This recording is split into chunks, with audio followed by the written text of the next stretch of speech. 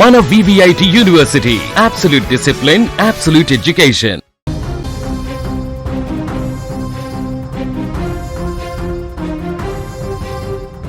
తెలుగు రాష్ట్రాల ప్రజలకు వాతావరణ శాఖ సంచలన హెచ్చరిక జారీ చేసింది. బంగాళాఖాతంలో క్షణానికి మారుతున్నటువంటి పరిస్థితులు ఇప్పుడు తీవ్ర ఆందోళన కలిగిస్తున్నాయి.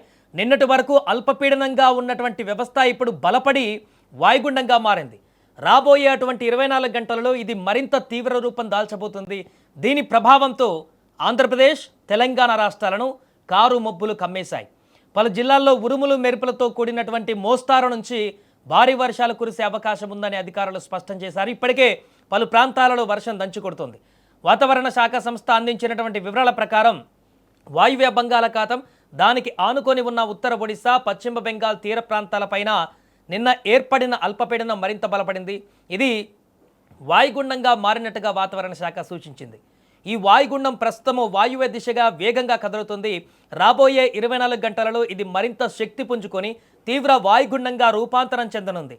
ఈ ప్రభావంతో ఇవాళ మధ్యాహ్నంలోపే పారాదీప్, సాగర్ ద్వీపాల మధ్య ఉత్తర ఒడిశా, పశ్చిమ బెంగాల్ తీరాలను దాటే అవకాశం ఉందని కూడా వాతావరణ నిపుణులు అంచనా వేస్తున్నారు.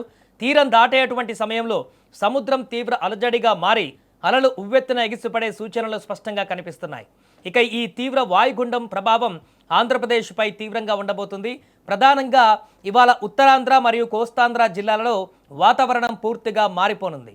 శ్రీకాకుళం, విజయనగరం, మన్యం, అల్లూరి సీతారామరాజు, అదేవిధంగా పోలవరం, విశాఖపట్నం మరియు కోనసీమ జిల్లాలలో అక్కడక్కడ తేలికపాటు నుంచి మోస్తారు, మరికొన్ని చోట్ల భారీ వర్షాలు కురిసే అవకాశం కూడా ఉంది. సో ఈ జిల్లాలలో ఆకాశం రోజంతా కూడా మేఘామృతమై ఉంటుంది. అకస్మాత్తుగా వర్షాలు కురిసే అవకాశం ఉన్నందున ప్రజలు ప్రయాణాల విషయాలలో తగిన జాగ్రత్తలు తీసుకోవాలంటూ కూడా అధికారులు సూచిస్తున్నారు. కేవలం వర్షాలు మాత్రమే కాదు, గాలుల తీవ్రత కూడా తీవ్రంగా ఉండబోతుంది. ఉత్తరాంధ్ర తీరం వెంబడి గంటకు 55 నుంచి 65 కిలోమీటర్ల వేగంతో బలమైనటువంటి ఈదురుగాలులు వీచే అవకాశం ఉంది. ఈ గాలుల దాటికి చెట్ల కొమ్మలు విరిగిపడడం, విద్యుత్ స్తంభాలు దెబ్బతినే ప్రమాదం కూడా ఉంది.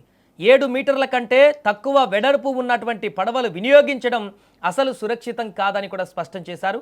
అలాగే బుధవారం వరకు మత్స్యకారులు ఎట్టి పరిస్థితుల్లోనూ సముద్రంలోకి వేటకు వెళ్లరాదంటూ కూడా కఠిన ఆదేశాలు జారీ చేశారు.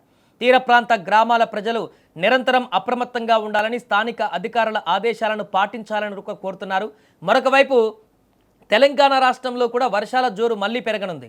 బంగాళాఖాతంలో వాయుగుండం బలపడడంతో తెలంగాణలోని పలు జిల్లాలలో ఇవాళ మోస్తారు నుంచి భారీ వర్షాలు కురిసే అవకాశం ఉందని హైదరాబాద్ వాతావరణ కేంద్రం తెలిపింది. హైదరాబాద్ సహా అన్ని ప్రాంతాలలో వర్షాలు కురుస్తాయని తెలిపింది. ముఖ్యంగా భద్రాద్రి కొత్తగూడెం, ఖమ్మం, జయశంకర్ భూపాలపల్లి, ములుగు, ఆసిఫాబాద్, మంచిర్యాల, పెద్దపల్లి జిల్లాలలో అక్కడక్కడ భారీ వర్షాలు కురిసే అవకాశం ఉంది.